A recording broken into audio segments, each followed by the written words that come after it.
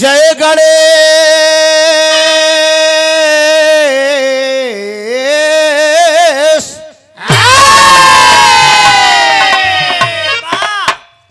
जय गणेश गिरजा सुमन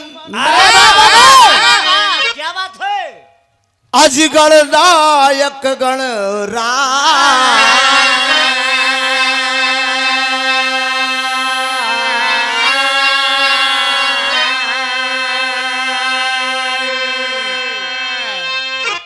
विधन हरण मंगल करण आज पूर्ण करऊ मम काज।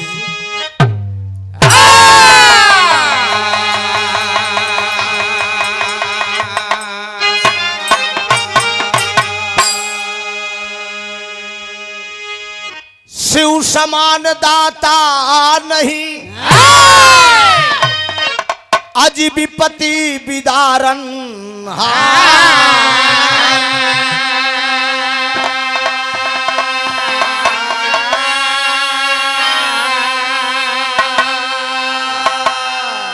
पर्दा मेरो राखियो अरे आज शिव बरदा के सवार।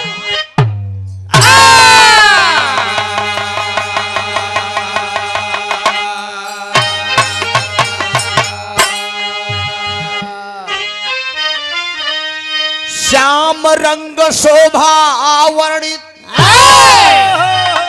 अज कौशल्या सुतरा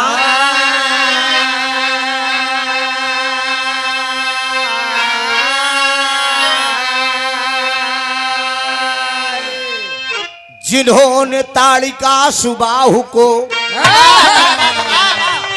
अज जीत लियो संग्राम।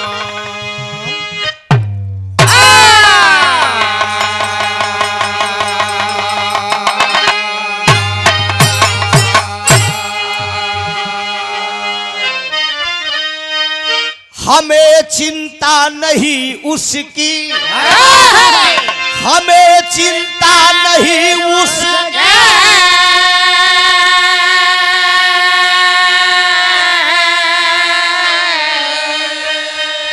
उसे चिंता हमारी।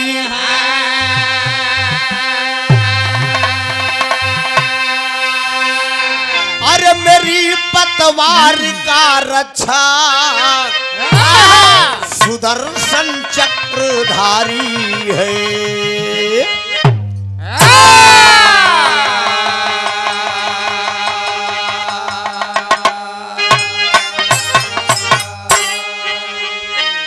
हे जगदम्ब विलंबन कीजे हे जगदम्ब विलंबन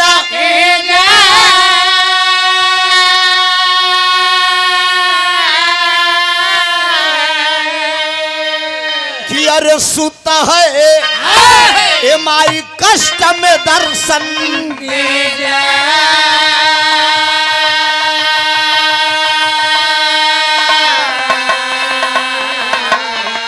कि अरे कीजे कृपा भवानी पद पंकज पे मां।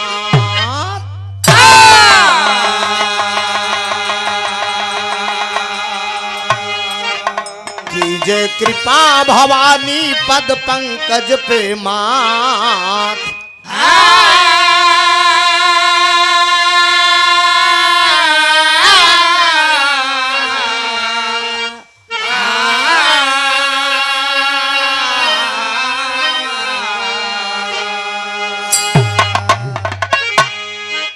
साथियों बाबा क्या बात है। गीत गाने से पहले इस धरती को मैं नमन करता हूं। बाबा गिरगुठा के धरती पे आए हैं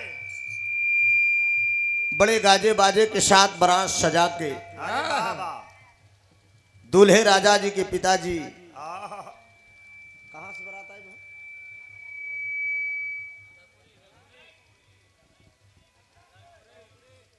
आवा तुहिन हो रयपुरी से वाह रयपुरी से बारात चलकर आए है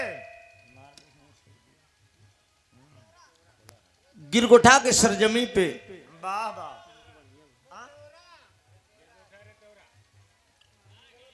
तो है कुछ मालूम होगा कि धई हुले न रहा था झूठे फेंकत है उठे नाल बांधे रहा था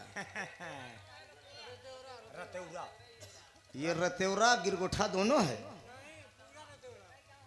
और गिरगोठा कहाँ बा अच्छा मतलब ग्राम सभा गिरगोठा है गांव रतेवरा है ना ठीक ठीक और गिरगोठा गांव है दोनों लिखा हुआ बना डायरिया में यार रतेवरा गिरगोठा दोनों लिखाई दे हैं तब जब लिखा वही बोलब हाँ हमका क्या पता भैया रतेवरा के सरजमी पे बारात चलकर आई कहां से आई है रयपुरी से बारात आई है अरे वाह दूल्हे राजा जी के मालिक पिताजी रामचंद्र यादव जी और संजोग कितना बढ़िया वो दोनों संधि के नाम रामचंद्र बा आए है कन्या पक्ष भी वर पक्ष भी वाह अवधपुर जनकपुर दोनों जरा ध्यान दीजिएगा आप सब वाह रतेवरा रयपुरी वाह कितना बढ़िया संजोग कहाँ से मिलाया ये राशि अच्छी है भैया ये लगन के पहली राशि मिली हुई। जो भैया समधी समधी के एक नाम गांव को रवई रवर से हाँ क्या बात है अरे वाह मिलाने वाले के अगुआ को बहुत बहुत धन्यवाद अगुआ भाई जहाँ कोई हमसे मिला जरूर एक बार हाँ जरा ध्यान दीजिएगा बड़ी बारात बड़ी अच्छी आई है कुराव प्रयागराज के धरती पे आए है गीत गाने से पहले आप सबको मैं हार्दिक अभिनंदन वंदन करता हूं त्रिभुवन नाथ यादव एंड पार्टी प्रयागराज से साथियों आज के मेरे साथी कलाकार हैं सावित्री बागी जी आज का हमारे पटीदार हैं एक पड़ोसी के देख के खुश कहाँ रहा था लेकिन आज खुश रहा पड़ी मन के अंदर मनाना पड़ता है ये मन बड़ा चंचल होता है जोग में तप में साधना में भक्ति में भावना में जल्दी रमता नहीं है और रम गया तो वही असली भक्त है साथियों पूरा सही राम दूल्हे राजा जी की विशेष ये चॉइस थी दूल्हे राजा हमसे फोन पे बात करें कहें सर आप मेरी बारात में प्रोग्राम करिए हम कहे अगर 15 मिनट में बयाना भेज देबा तो तोहार प्रोग्राम बुक हो जाये और नहीं तो हम सीधे जमन है भदोही के कार्यक्रम आएगा 15 मिनट के बाद के कहा 5 मिनट में बेचारू खट इतना ट्रांसफर कर दे कहें सर मैं बयाना भेज रहा हूँ मेरा प्रोग्राम आप चढ़ाइए डायरी में और करे बाद ही भदोही वाले फोन करें हम कहे अब आउट हो गया मामला हम कहे अन्न पानी अब हम बता जहाँ हुआ जा भाई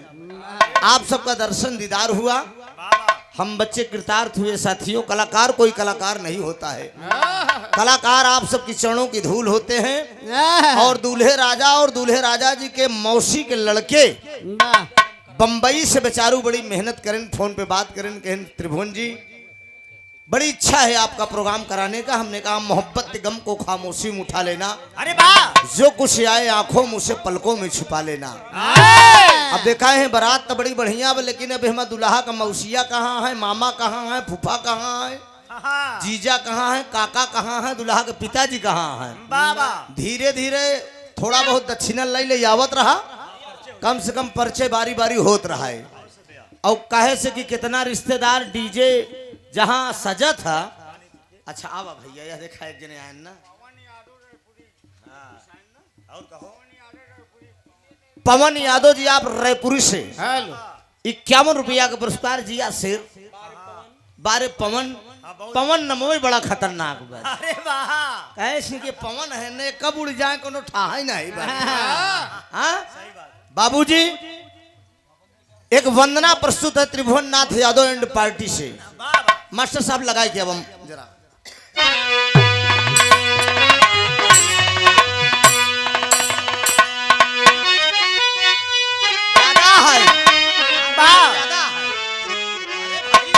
ज्यादा है हम कहा थे तू जिन करा कुछ तू उठा ले ना तनिक अपने लगे सारा वायलू में है तो मतलब हुआ करता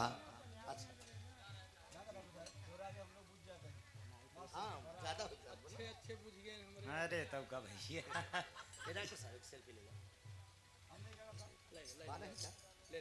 हाँ रहो तोर वाली ढेर अंदर आए निकाल ला आराम से, कोनो दिक्कत नहीं।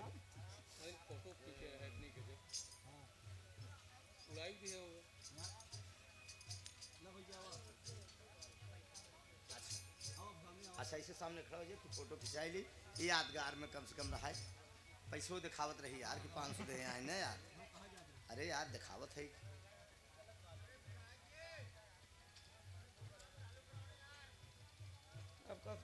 हो गया, बहुत बहुत धन्यवाद।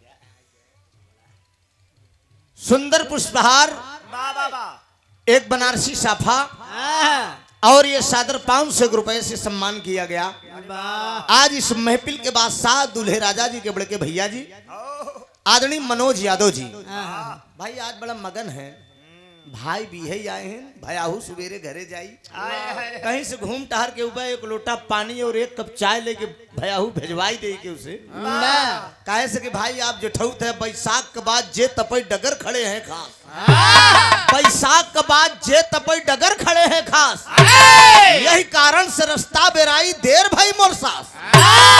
कहन के तपई कहां, के तपई कहां, के तपई कहां, के तपई कहां, जे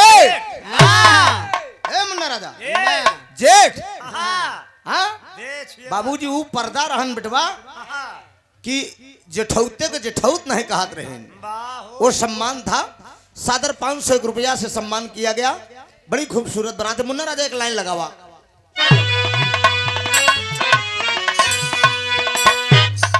क्या बात है,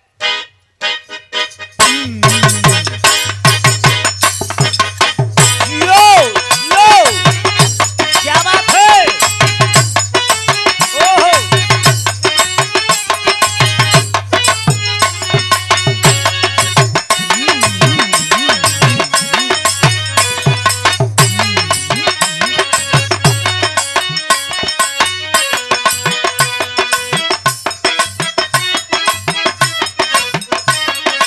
बस बस बस मुन्ना राजा,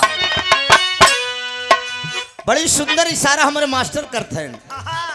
देखे हाय हाय सोनी और मोनी की जोड़ी अजीब, हाय हाय सोनी और मोनी की जोड़ी अजीब, सजना अमीरी सजनी गरीब।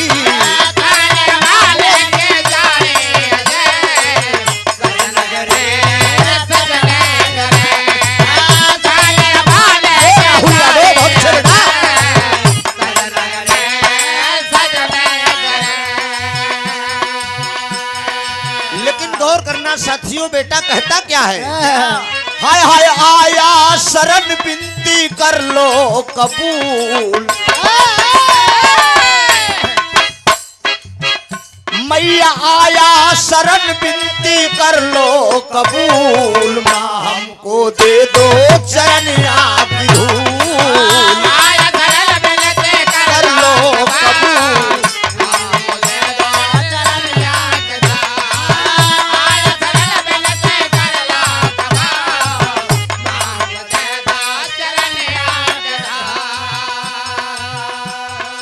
तेरी महिमा बड़ी अनंत है माँ, दुनिया में मशहूर, हाय हाय दुनिया में मशहूर तोहरी कीर्तिया,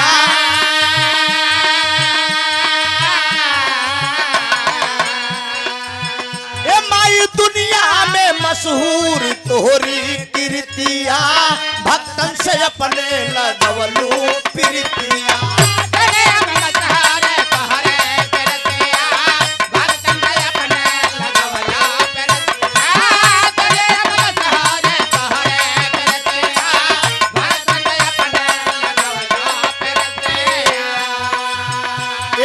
हर लो विपत्तियां क्षमा कर दो भूल, मैया हर लो विपत्तियां क्षमा कर दो भूल, माँ हमको दे दो चरण आपकी धूल।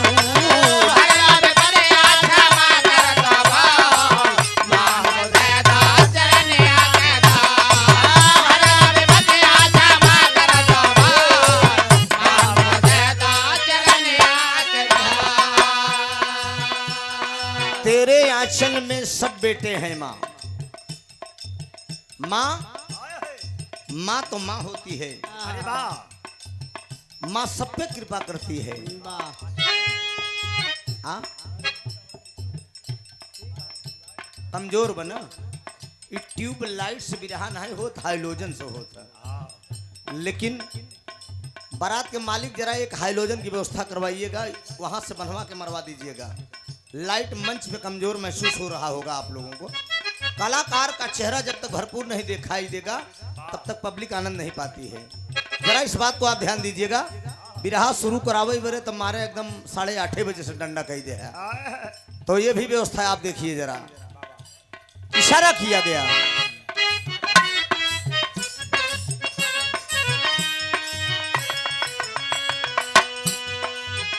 हाय हाय आंचल में तोहरे बा ममता के साथ,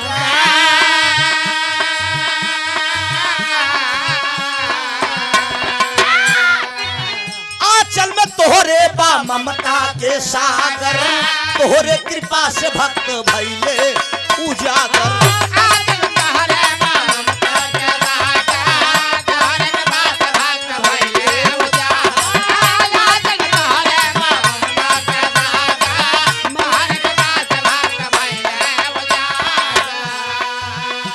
अरे भेंट हित में लाया मैया श्रद्धा के फूल, हाय हाय भेंट हित में लाया मैया श्रद्धा के फूल। माँ हमको दे दो चरण आकी धूल।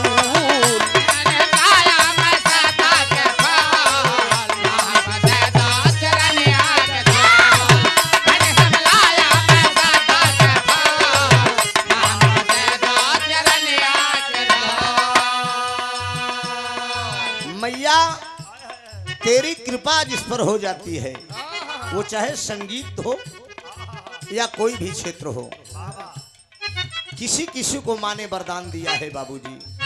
महिमा जगतिया में तोहरी बान्यारी,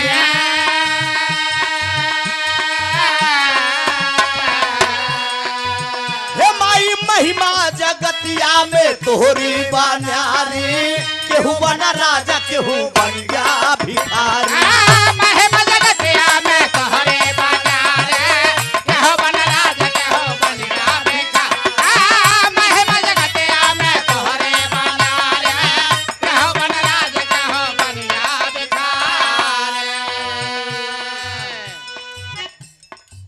₹101 का पुरस्कार रामू सिंह रायपुरी की धरती से, जहां से बारात आई है ना,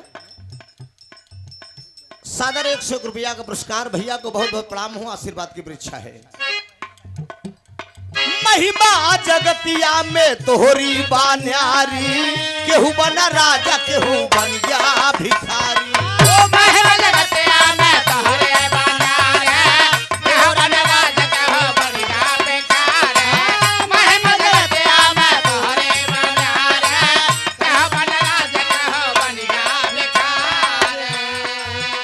मैया ज्ञान के सिवा न हमके चाही फजूल, माई ज्ञान के सिवा न हमके चाही फजूल। माँ हमको दे दो चरनिया की धूल।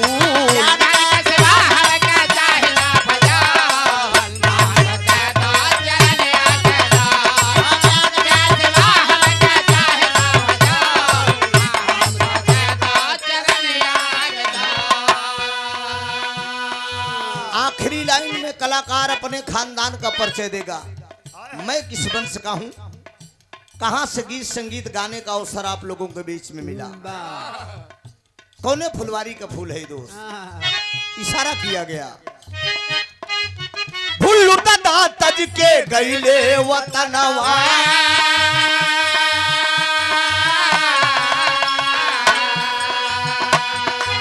हे माई भुल्लू दादा तज के गईले वतनवा। हैदर हफीज छोड़ी गईले जानवा।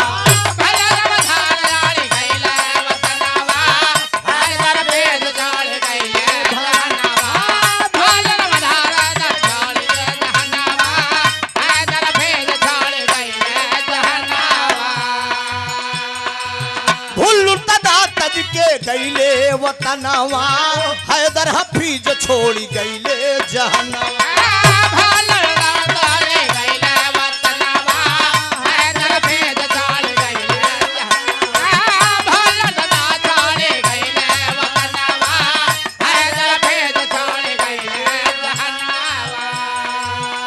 अरे रामचंद्र पाल त्रिभुवन कैसा है वसूल।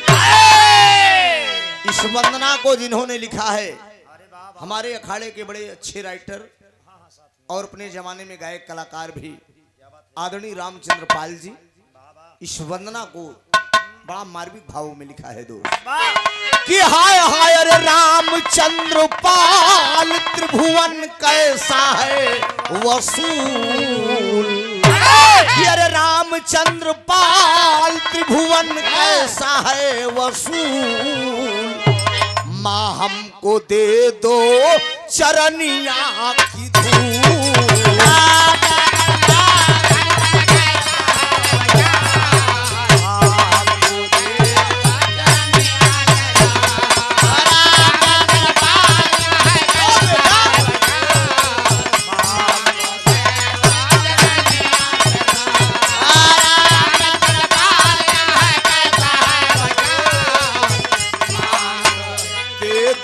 चरनिया की धूल।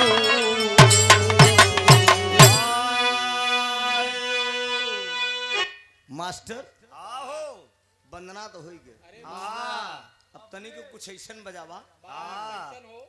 कैसन भैया? ज्यादा नहीं रहा न पुरान रहा, बीच में घुसुल्ला केवल बीच में। हाँ लेला आनंद बिचवई में अगल बगल ले ढाई ठीक बना बीच में ठंडी नहीं लागत। सही बाबा। आदरणीय ब्रजेश कुमार यादव एग्रीकल्चर प्रयागराज। क्या बात है? कई बार टेलीफोन आपने किया लेकिन फोन मेरा उठ नहीं पाया, दुर्भाग्य था। कार्यक्रम से आए थे, सो रहे थे और ई जान ला एक दो बार लगावा करा सुबह 10 बजे के पहले और शाम की 4 बजे के बाद लगातार ट्राई करेंगे, फोन उठ जाएगा। और दोपहरिया में लगोगा, अगर एक बार लगावा न उठे तो के जान लगे फिर जान ला तरे में सोते यहाँ मोबाइल साइलेंट रहता है, इसलिए कि उठेगा नहीं, परिवार के लोग भी नहीं उठाते, क्योंकि उठेगा तो मैं ही उठाऊंगा। ये 101 रुपए का पुरस्कार बहुत बहुत प्रणाम हूँ, आशीर्वाद की वृक्षा है, आशीर्वाद देंगे हम बच्चे अपनी कला में काम है। तनी बजे मास्टर कुछ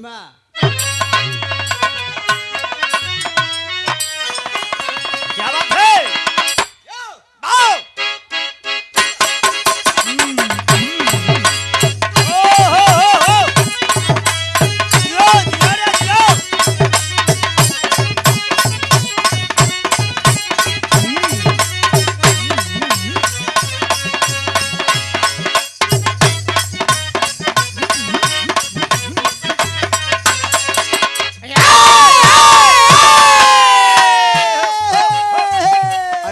मेरे लाल अच्छा तब पहले उठी में लड़का पैदा करे तो ढोलकारे बनावा है। बंद कर जा फट से। ये कला जगत है, मैं विसार छीट रहा हूँ। अच्छा बढ़ोतरी करत है। ठीक है बेटवा भतीज में कोनो अंतर में मानते हो ना बेटा?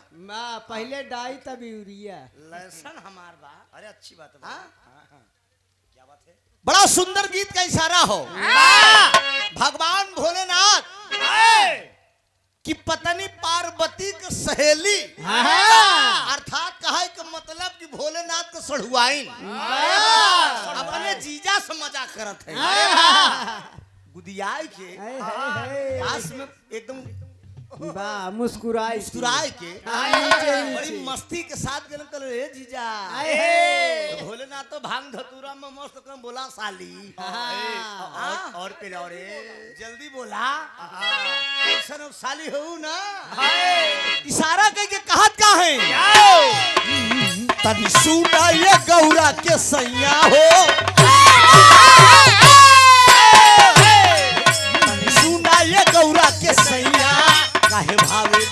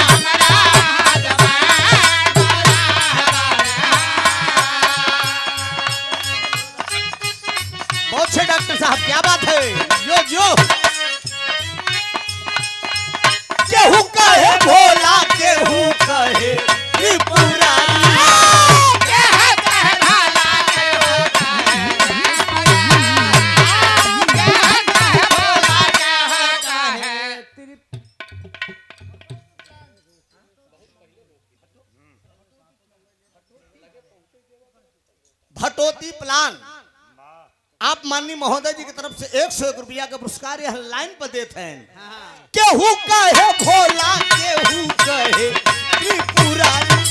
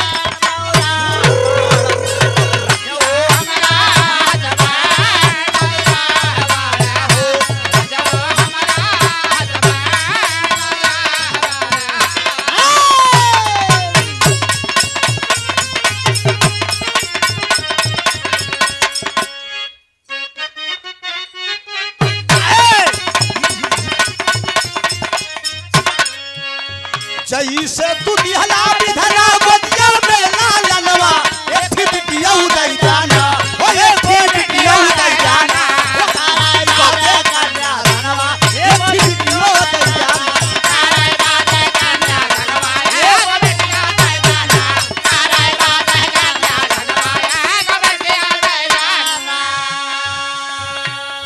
तू परानी का बात बा भगवान भोलेनाथ के मंदिर में जाके विनती करत हैं कि जैसे तू दिहला विधना गोदिया में ललनवा एक ठी बिटियो दे देना करई बदे कन्या दनवा एक ठी बिटियो दे देना। बेटियां अरे बाबा क्या बात। 3 कुल तारती हैं नैहर सासुर ननियाउर अपने अपने भाग से आती हैं। रक्तदान मतदान कन्यादान रक्तदान सबसे उत्तम दान कन्यादान सबसे उत्तम दान मतदान सबसे उत्तम दान जोन वोट दे लेकिन गांव को प्रधानी लड़ जा तो लोग नारा लगावत ही कच्ची दारू कच्चा वोट पक्का दारू पक्की दारू पक्का वोट और न मन हो तो मुर्गा दारू एक कदम यह नारा बा जे बढ़िया मुर्गा दारू ये सब छीड़ देत बा ओकर काम हो जात बा। एक बेटी की शादी कर दीजिएगा तो इससे बड़ा कोई दान नहीं है मित्रों इस धरती पे।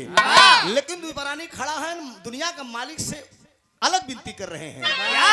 जैसे तू दिहला विधना गोदिया में कारवा एक ही बेटवा उदय जाना ओ एक ही बेटवा उदय जाना ओ हाय बादे बेटा धनवा एक ही बेटवा उदय जाना हाय बादे बेटा धनवा एक बेटवा उदय जाना हाय बादे बेटा धनवा एक बेटवा उदय जाना।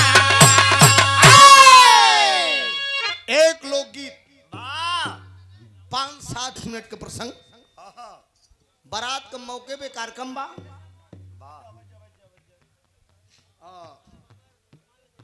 देखला बाबू निकल ला। बारात के मौके पे कार्यक्रम है। बड़ी खुशी की बात यह है कि इस महफिल में पुरुषोत्तम मर्यादा राम का आगमन हो गया है। दूल्हे राजा जी भी सिंहासन पर विराजमान हैं। दूल्हे राजा जी बधाई है आपको।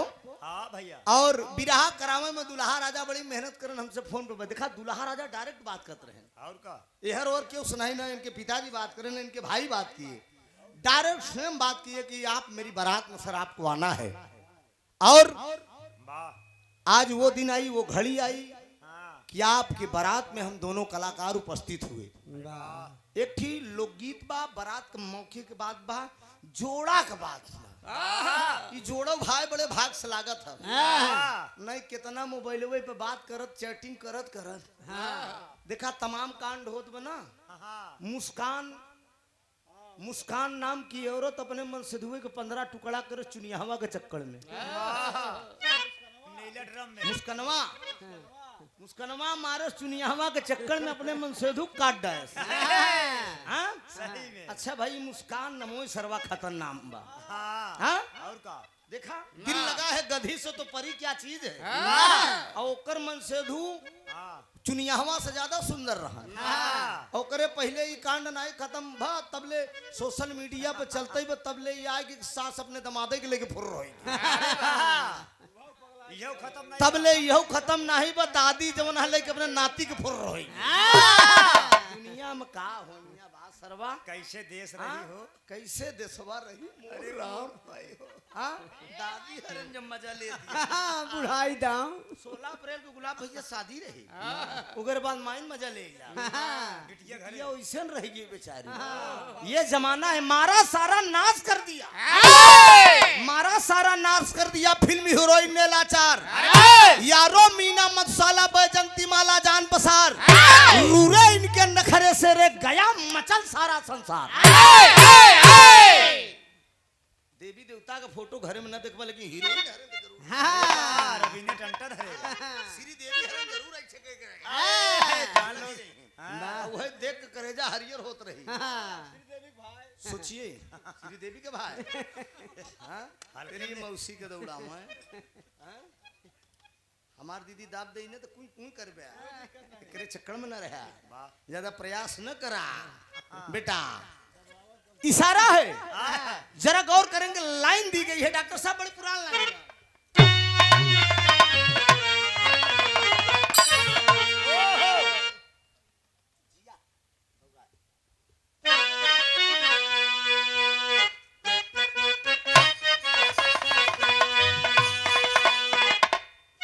हाँ यही लाइन जिया बौरा आई गईली न नदी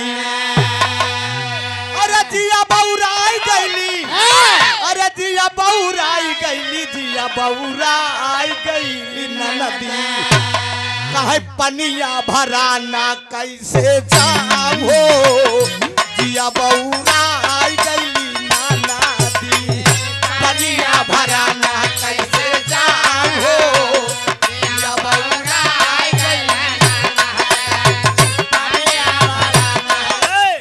एक लाइन और बा चला चली धान रोपई धनिया हिंद केसरी बाबूलाल जी लहरी इसको गाया करते थे कहा चला चली धान रोपई धनिया कहा रिम झिम 12 सतबा पानिया चला चली धान रोपई धनिया रिम झिम 12 सतबा पानिया चला चली धान रोपई धनिया रिम झिम 12 सतबा पानिया एक लाइन और पुरनिया लोग गायन कहा जमन मजायाम का चटनिया तमन गुड़ धनिया में नाही आ कहा जमन मजा अपनी दुल्हनिया तमन हीरोइन में नाही लेकिन ये भाव उस समय का है साथियों भगवान ब्रह्मा सिंहासन पर विराजमान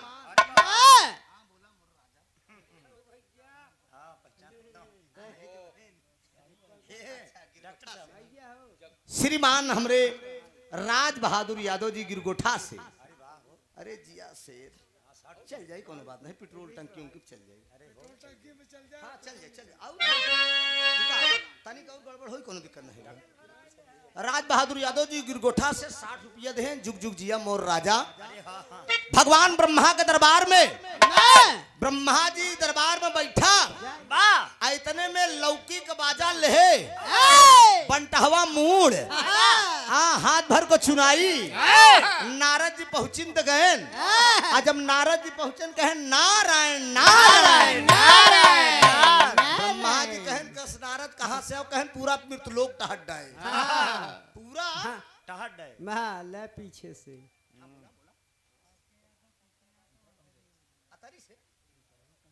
अतरी से आर के यादव के यादव और ओके यादव 51 रुपया दातार सुखी रख सब भैया लोग सुखी रहा बड़का भैया वाह भैया भगवान ब्रह्मा जी कहे नारद जी बड़ा तू आज हमका थका माना दिखाता है, बड़ा परेशान नजर आवत है।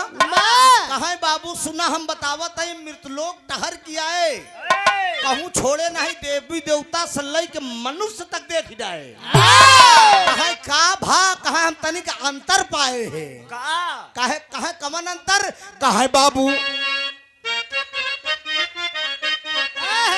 कहे बाबू काहे मिलिन गोर दुलहिनिया, अरे बाबू काहे मिलिन गोर दुलहिनिया, अब करिए बजे करबा दानिया, काहे मिलिन गोर दुलहिनिया, करिए बजे करबा दानिया, काहे मिलिन गोर दुलहिनिया, करिए बजे करबा दानिया, काहे मिलिन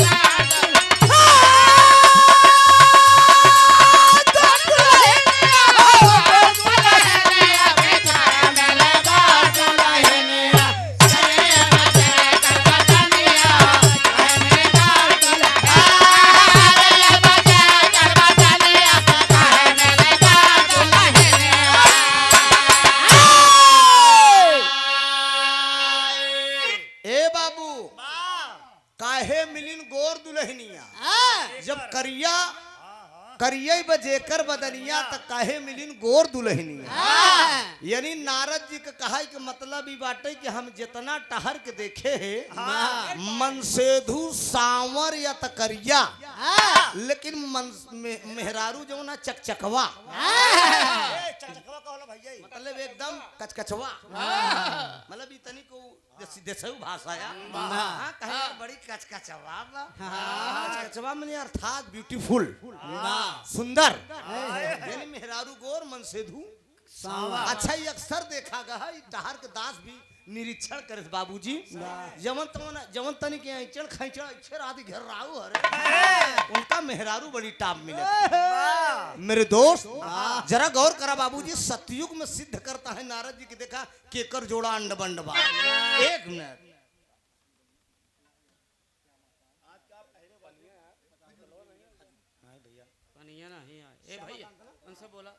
आदरणीय श्यामाकांत मास्टर साहब ग्राम खजूरी कोराव को धरती से यही मास्टर साहब हैं, इनके खिया कम से कम हमका 5-7 साल होगी गावत ना।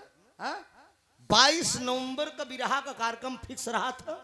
इस बार मैं और डॉक्टर मन्नू यादव गाया था प्रोग्राम इनके यहाँ, बड़ा प्यार से मास्टर साहब को मिले थे। अब मुलाकात भई रही एक दिन प्रीतिपाल से गाना रहन मेजा तरफ कहीं यही नौआ कौआ के लगे तो कहन आवत है हमारी तरफ, कहन के हाँ भेंट हुई, बहुत बहुत प्यार और सम्मान मिलता है, घरेलू लगाव है। मास्टर साहब तरी ध्यान ना, नारद जी बतावत हैं केकर केकर जोड़ा गड़बड़ान बा। कहे शिव शंकर के सुना बतिया बताई,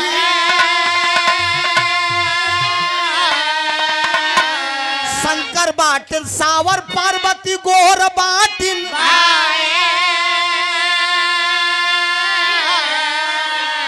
अरे बाबू काहे मिलिन गोर दुलहिनिया, पार्वती जे कर दुल्हनिया, काहे मिलिन गोर दुलहिनिया, पार्वती जे कर दुल्हनिया, काहे मिलिन गोर दुलहिनिया, पार्वती जे कर दुल्हनिया, काहे मिलिन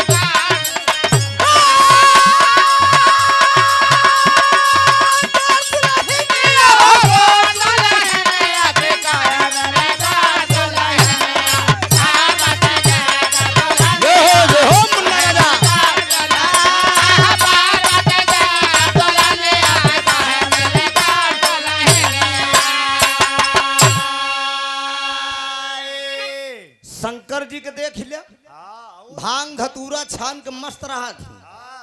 शंकर भगवान सांवर है, पार्वती गोरिया है। नारद जी बतावत है कहता है ऐसे काहे होई, जब शंकर जी सांवर है तो पार्वती मैया गोरिया है, कहे इतना अंतर कही दे है। कहे अरे यार तू टहर की है सब करत है का, कहे तब का समझता है और का सतयुग का बतिया सुना और होगी नहीं, विष्णु जी सावर बाटे सुन ल मोरे भाई,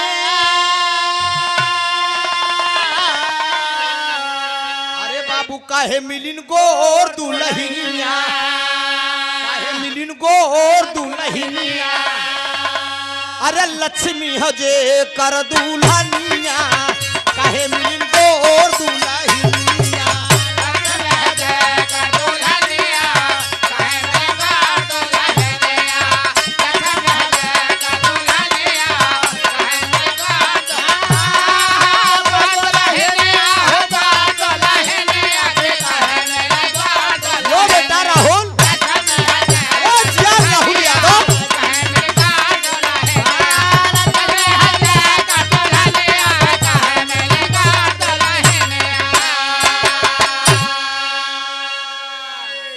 इस लाइन और इस भाव के समझते हुए इस बारात के उपरोहित जी वाह वाह वाह पंडित जी की तरफ से वाह, ये सादर 50 रुपए का पुरस्कार आया है। क्या बात है।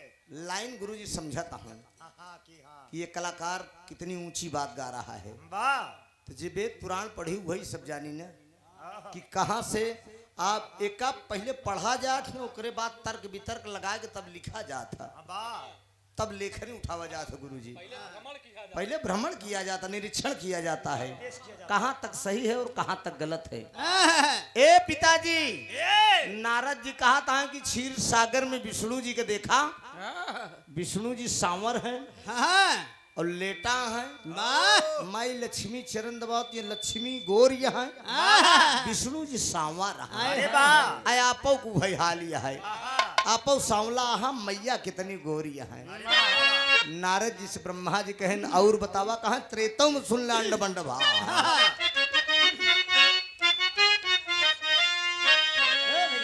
त्रेता का बतिया श्री राम के बताई,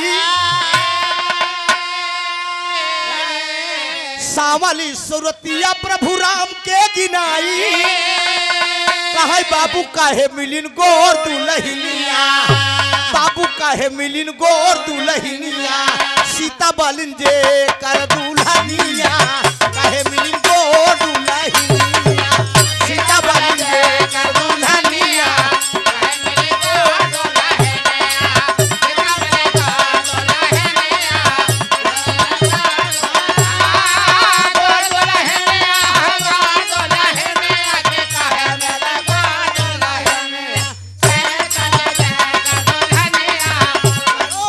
अच्छे लाल यादव सलैया का पूरा भगवान दिन से 51 रुपया का पुरस्कार में भैया कहता है हमारो गोर दुल्हन बे 51 रुपया का पुरस्कार दातार सुखी रखे सब भैया लोग सुखी रहा बड़का भैया। नारद जी ब्रह्मा जी से बताएं कहें त्रेता में भगवान राम के देख ले, जानता सही बात है ना गुरु जी। पुरुषोत्तम मर्यादा राम की सांवली सूरत थी, लक्ष्मण जी गोर रहे हैं, लेकिन जनकपुर में जब पहुंचे ने दुल्हा बन के तो उतना क्यों पनाही मोहित भईन सीता के सखिया जितना भगवान राम पर मोहित भईन। अरे वाह, जौने तरफ से जनकपुर में गुजर जात रहे मेहरुवन का खाना छूट जात रहा, अन्न पानी छूट जात रहा, मन में यही भाव हो जात रहे हमारो दुल्हा करे ही होते तब। अरे राम अकेले यहाँ केकर केकर दुल्हा बन सकत ही, अकेले यहाँ ना, लेकिन समय आने पर मनसा पूरा होगा। नारद जी बताए हाँ भैया।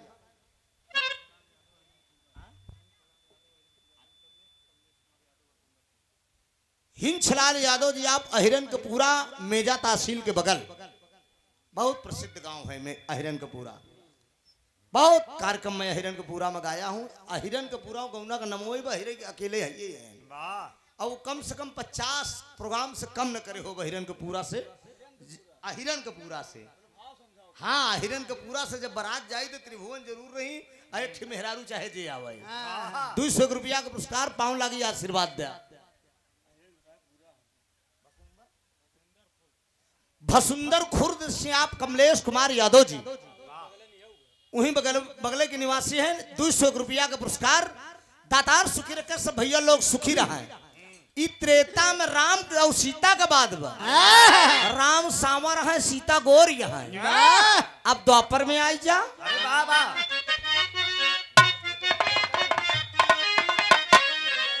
द्वापर का बतिया श्री कृष्ण के बताई,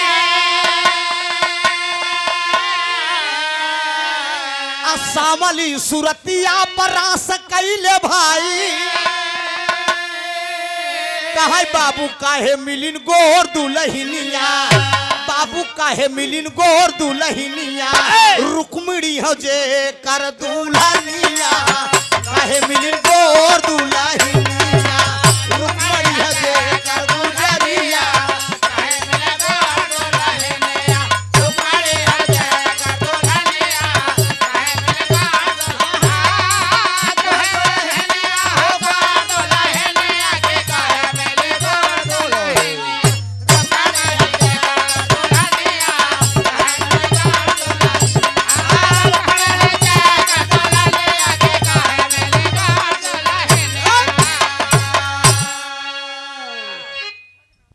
आनंद कंद मुरली मनोहर भगवान कन्हैया सांवले हैं लेकिन साक्षात लक्ष्मी का अवतार दिया गया है रुक्मिणी माता को। वैसे तो 8 पट रानियां थी सतभामा कालिंदी जामुवंती लेकिन मेन अगर जिस किसी को माना गया तो रुक्मिणी को जो साक्षात लक्ष्मी का अवतार है। रुक्मिणी माता के अंदर दुनिया की सारी खूबसूरती थी तो रुक्मिणी माई गोर रहीन भगवान कन्हैया सांवले थे। ऐसा पिताजी क्यों जोड़ा बना कहीं तो द्वापर बताए थे कलयुग में तो कलयुग में के का बता कवि की कल्पना देखिए साथियों जरा गौर करेगो कवि की कलम जब उठी 2 रुपए की कलम जिंदगी और मौत का पैगाम लिखती है दोस्त। जज साहब के हाथ में होती है जिंदगी और मौत का पैगाम लिखा जाता है और कवि के हाथ में पहुंचती है तो कवि गागर में सागर भर देता है दोस्त। गौर करिएगा जरा यादव वंश के नौजवानों यादव वंश के नौजवानों जी यादव के धड़कन और गरीबों का रहनुमा और इस कलयुग में हम सबके भगवान। अगर दिल से अगर किसी को माना गया तो वो भी किस रूप में है किसी देवी देवता से कब उपमा नहीं दी जाती है। इसके लिए कि गीता में भगवान कन्हैया ने अर्जुन को उपदेश दिया था कि अगर वृक्ष में अगर मुझे खोजोगे तो पीपल के पेड़ में मिलूंगा पंछी में अगर मुझे खोजोगे तो मोर में मिलूंगा अगर मनुष्य में अगर मुझे खोजोगे तो राजा के रूप में मिलूंगा। जरा गौर करेंगे लाइन क्या है। अरे 1 मिनट वाह भैया वाह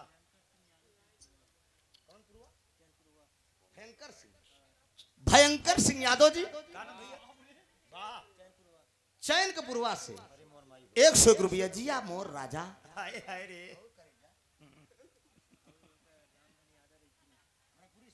हमरे राम धन यादव जी रायपुरी से 101 रुपये जुग जुग जिया मोर करेजा हरे तू सब बना रहा भैया हरे तब ए बाबूजी हम तो मनाए के जाब की जितना जने आई है जितना जने हमें देत है सब जने बना ठाना रहा बाबूजी जब 100 देता है कम से कम 1000 500 दे बाबूजी देह से कब धन कम नाई होत यहाँ से कि जितने देबा भगवान उतना ही जितने देबे उतने दे ही ना माना तो दई के देखा नहीं यहाँ न लिखे मोर भाई नहीं भैया इतना मांगी नहीं आई ही बस ये दान दक्षिणा बराबर और करे बराबर नहीं बिरहा अब गाय ले ओकरे बाद फिर बिरहा के नंबर रही ना बिरहा सुना हम अरे बैठा मोर करेजा हम जान था बिरहा हमरे मुंह सुनबा तनी बैठा रहा कायदे से। जरा गौर करेंगे कलयुग में भाव दिया गया है बाबूजी कलयुग में बतिया अखिलेश के बताई कलयुग में बतिया अखिलेश के बताई सावली सुरतिया पे मोहिनी हले भाई ए बाबू काहे मिलिन गोर दुलहिनिया काहे मिलिन गोर दुलहिनिया डिम्पल अब जे कर दुल्हनिया काहे मिलिन गोर दुलहिनिया डिम्पल अब जे कर दुल्हनिया।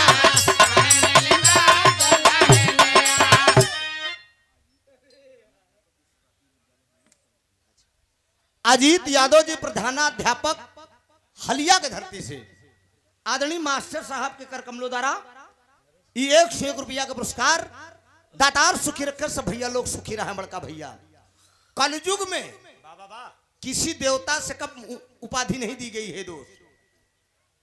दिल की धड़कन गरीबों के रहनुमा यादव वंश के मुरली मनोहर खानदान के वाह वाह वाह धरती पुत्र नेता मुलायम सिंह के पुत्र वाह उत्तर प्रदेश आए है गरीबों के रहनुमा हाँ माननीय अखिलेश यादव जी आए है राष्ट्रीय अध्यक्ष अरे वाह सांवले हैं दोस्त। आए है सांवली सूरत में पूरी दुनिया मोह लेते हैं, मुस्कुरा के बोलते हैं। आए और नेतवन देख लता उनका गाड़ी दे दिए थे लेकिन वो हंसत रहा थी। हाँ हाँ?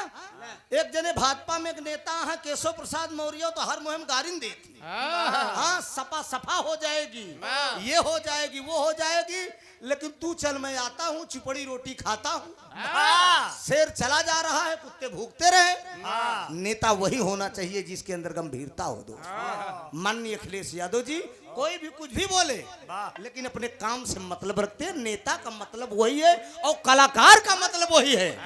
लाख बुराई कोई करे जो अपने आप को महान कलाकार है वो गीदड़ों की बात को नहीं ध्यान देता, वो अपने काम में रहता है। शिव बहादुर यादव जी आप बेदौली से 100 रुपया का पुरस्कार दातार सुखी रखे सब भैया लोग सुखी रहे। बड़का भैया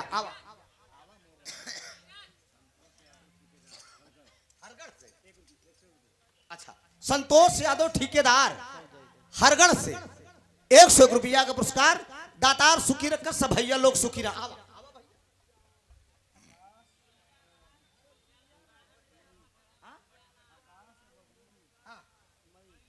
आकाश और बबलू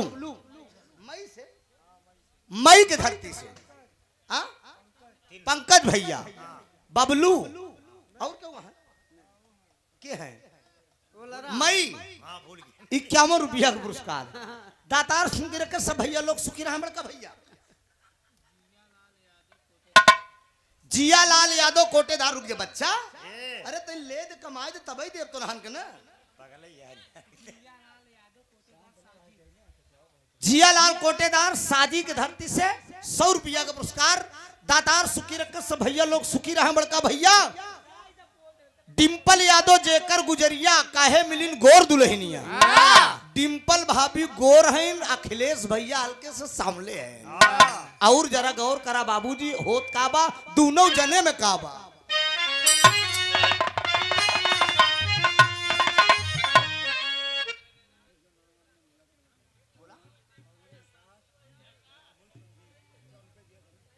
पवन आकाश राहुल संदीप 50 रुपया 51 रुपया 1 रुपया और 52 रुपया ठीक है।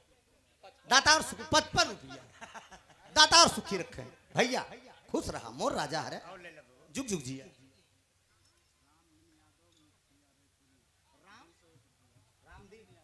रामदीन यादव जी रायपुरी से मुखिया साहब की तरफ से कैसे कह दिया हो तनी क्या और पतला करा कितना ले प्रधान है न समय प्रधान है न समय।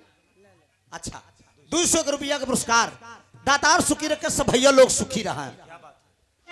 बिरहा रंगमंच के मौके पे बतिया बताई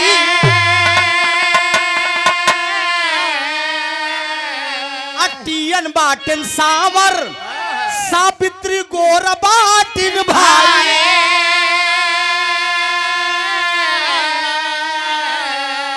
अरे बाबू काहे मिलिन गोर दुल्हनिया, अरे बाबू काहे मिलिन गोर दुल्हनिया, राकेश का होई गईलिन दुल्हनिया।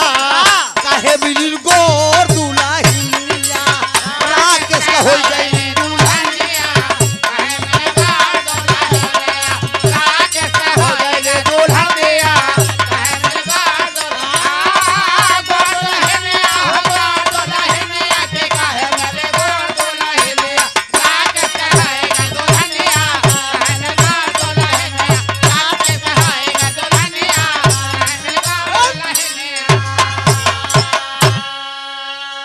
आखिरी लाइन है साथियों, ये रंगमंच की बात बता दिया दोनों कलाकारों की। त्रिभुवन सांवर सावित्री गोर दोनों गवैया में आज जो अंतर बा ज्यादा हमहू करिया नहीं हल्का सांवरे ही है लेकिन है कि इनसे तनिक कमजोर है। दीपक भाई पक्के पानी खूब। दीपक भाई जरा विचार करना है आप राकेश भैया तोरे दुल्हन से हल्का से सांवर है तो यहाँ से भाई हम सांवर भय और देखा जवन आज परमात्मा जोड़ा आज के बनाए हाँ जोड़ा ही समझा गायक गायिका का थोड़के के बियाह करे जाते मौके के बाद में बाबूजी राकेश लेकिन बिगड़ गई। खानदान की बात बताया जाएगा साथियों। स्वामी गीतानंद भुल्लू रामधार के गिनाई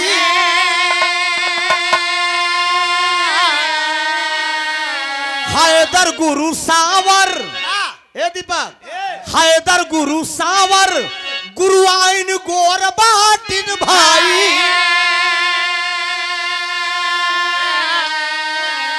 अरे बाबू काहे मिलिन गोर दुलहिनिया अरे बाबू काहे मिलिन गोर दुलहिनिया आ त्रिभुवन का गोरैबा दुल्हनिया काहे मिलिन गोर दुलहिनिया त्रिभुवन का गोरैबा दुल्हनिया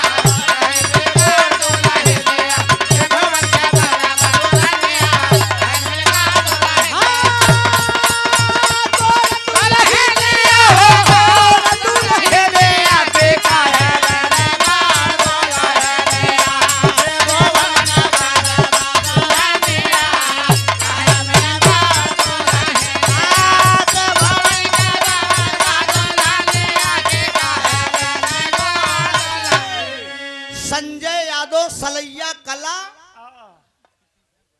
कृषि विभाग बहरिया 100 रुपया का पुरस्कार दातार सुखी रखे सब भैया लोग सुखी रहा बड़का भैया। कन्या पक्ष से पुरस्कार आया है लड़की के पूजनी पिताजी की तरफ से 101 रुपया का पुरस्कार दातार सुखी रामचंद्र यादव जी दातार सुखी रखे सब भैया लोग सुखी रहे बड़का भैया।